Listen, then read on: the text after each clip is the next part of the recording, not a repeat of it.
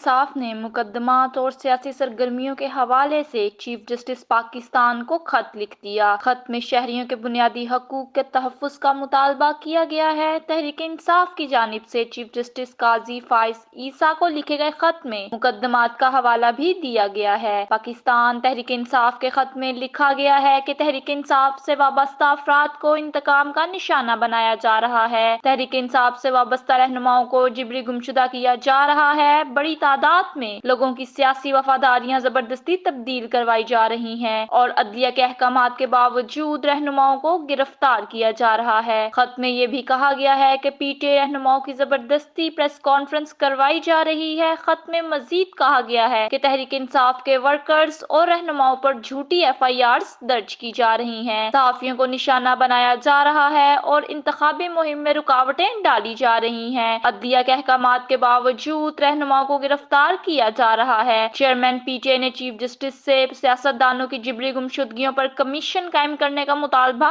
भी किया है। उन्होंने खत में लिखा है कि वफाकी और सूबाई हुकूमतों समेत इलेक्शन कमीशन को हुक्म दिया जाए कि पीटीआई उम्मीदवारों को इलेक्शन मुहिम की इजाजत दें और पैमरा को हुक्म दिया जाए कि दीगर जमातों की तरह पीटीआई को भी मीडिया कवरेज फराहम की जाए। खत में चेयरमैन पीटीआई ने कहा कि सीनियर वकील एतजाज अहसन ने सियासतदानों की जिबरी गुमशुदगियों से मुतालिक पटिशन दायर की। इस खत को आइन के आर्टिकल 184(3) के तहत पटिशन के तौर पर लिया जाएगा। अगर आपको हमारी ये वीडियो पसंद आए तो चैनल को सब्सक्राइब जरूर करें और घंटी के बटन को दबाना ना भूलें ताकि आपको आने वाली हर वीडियो से बाखबर रखा जा सके।